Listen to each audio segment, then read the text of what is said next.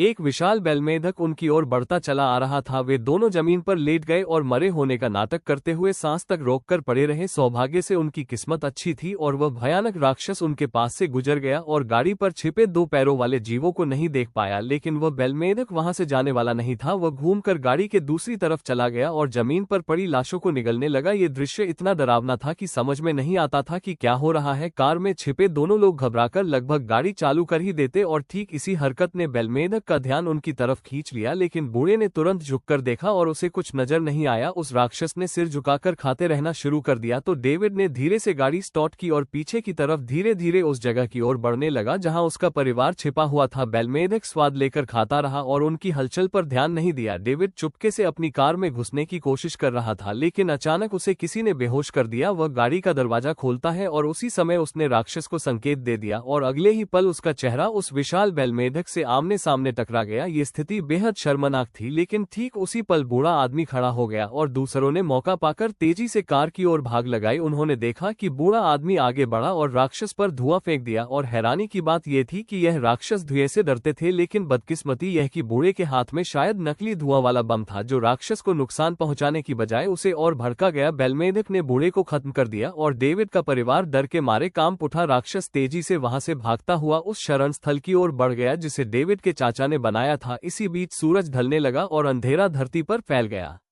और अनगिनत राक्षसी आत्माएं गहराइयों से निकलकर शहर की ओर लहरों की तरह दौड़ पड़ी। फिर एक बड़ी लड़ाई छिड़ गई। देखते ही देखते पूरा शहर चीखों से भर गया। किसी तरह डेविड का परिवार पहाड़ पर बने सुरक्षित घर तक पहुंच गया। ये शरणस्थल डेविड के चाचा ने बनाया था। ये बेहद मजबूत था और कहा जाता था कि यही उनकी आखिरी उम्मीद थी। लेकिन चाहे जितनी जोर से दरवाजा खटखटाया, कोई जवाब नहीं मिला। डेविड घबराया हुआ था। उसे पता नहीं था कि अंदर उसका चाचा एक बंदूकधारी के द्वारा दरवाजा खोलने से रोका जा रहा था और बाहर दरवाजे पर हो रहा शोर कई रेंगते हुए राक्षसों को उनकी ओर खींच रहा था। वे हर दिशा से आते दिख रहे थे और किसी भी क्षण हमला कर सकते थे। माहौल भय से भरा था। तभी सी ने कार से एक डंडा निकालकर डेविड को दिया। वह पूरी ताकत से लोहे के दरवाजे को तोड़ने की कोशिश करने लगा, लेकिन दरवाजा नहीं टूटा। इतने में असंख्य राक्षस पहाड़ी से नीचे उतरते दिखने लगे और आखिरी उम्मीद खोते हुए डेविड ने डंडा उठाया और अपने परिवार की रक्षा के लिए जान जोखिम में डालने को तैयार हो गया। लेकिन ठीक उसी समय उसका चाचा दरवाजा खोल देता है। राक्षसों के ऊपर आते ही परिवार भीतर भागता है और बड़ी मुश्किल से मौत के मुंह से बच निकलता है। अंदर जाकर वे अपने चाचा से लिपटकर शुक्रिया कहते हैं, लेकिन घर अंदर से बहुत ही वीरान था। वहां उसके चाचा चाची के अलावा एक अनजान सैनिक भी मौजूद था जिसने पहले बंदूक तानकर चाचा को रोक रखा था। अब वह अजीब तरह से शांत था। चाचा ने जल्दी से परिचय कराया, लेकिन डेविड ने उसकी कमर पर छुपी बंदूक देख ली और माहौल में तनाव महसूस किया। इसलिए उसने मन ही मन उस सैनिक से सावधानी बरतनी शुरू की। आखिरकार संकट के समय मनुष्य का दिल ही सबसे खतरनाक हो जाता है। तभी माहौल इतना अजीब हो गया कि जैसे सन्नाटा भी 3 बार कांप उठा हो। चाचा जल्दी से खाने की बात करता है और सबको आराम करने को कहता है। स्क्रीन पर नजर आने वाली निगरानी में दिख रहा था कि बाहर राक्षस पागलों की तरह घूम रहे थे। रात बहुत लंबी होने वाली थी। खाने का वक्त था, लेकिन किसी को खाने का स्वाद महसूस नहीं हो रहा था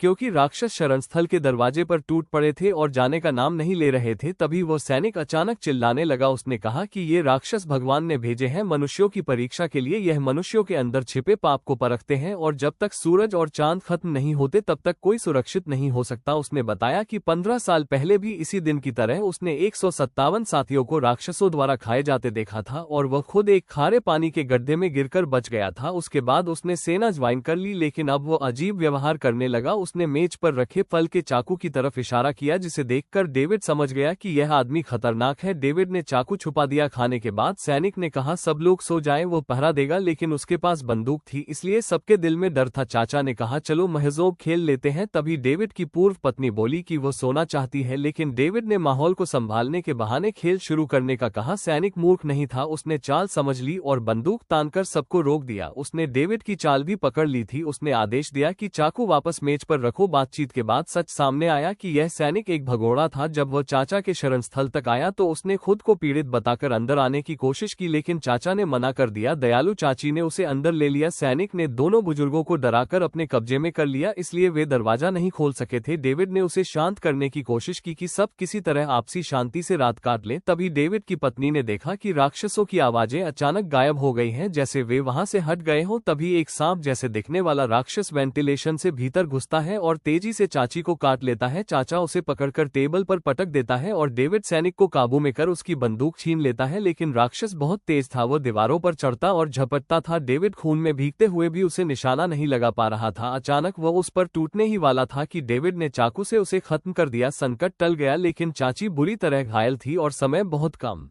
बचा था। तभी उन्होंने देखा कि शरणस्थल के दरवाजे पर असंख्य राक्षस जमा हो चुके हैं और उनमें एक विशाल बैल के सिर वाला राक्षस भी था जो स्टील के दरवाजे को तोड़ने की कोशिश कर रहा था। अंतिम सुरक्षा परत ज्यादा देर टिक नहीं सकती थी। मुश्किलें सिर उठाकर खड़ी थी। उनके पास केवल 8 घंटे बचे थे। उपकरण कम थे, ताकत कम थी। बाहर निकलने का रास्ता लगभग नामुमकिन था। चाची की हालत गंभीर थी और बचने की उम्मीद कम होती जा रही थी। तभी सैनिक ने बताया कि पहाड़ के पीछे 5 किलोमीटर दूर उसने एक गाड़ी छुपाई है जिसमें पूरा ईंधन है और उससे वे ड्रिलिंग बेस तक जा सकते हैं। वहां मेडिकल स्टेशन और सुरक्षित शरणस्थल दोनों मौजूद हैं। वह जगह राक्षसों से दूर है और वहां चाची को बचाया जा सकता है। डेविड को सैनिक की बातों पर भरोसा नहीं था, लेकिन कोई और रास्ता भी नहीं था। चाची को बचाना जरूरी था, इसलिए सबने जोखिम उठाने का फैसला किया। चाचा ने सभी हथियार बांटे और डेविड को नमक का डिब्बा दिया, शायद मुश्किल वक्त में काम आ जाए। सब पीछे वाले दरवाजे से सुरंग के रास्ते निकलने की तैयारी करने लगे। डेविड ने सामने वाला दरवाजा खोला और राक्षसों को भड़काने के लिए नमक का पानी छिड़का ताकि वे सब आगे की तरफ दौड़े और बाकी लोग पीछे से निकल सके। रात काली स्याही की तरह फैली थी और हड्डियों तक चुभने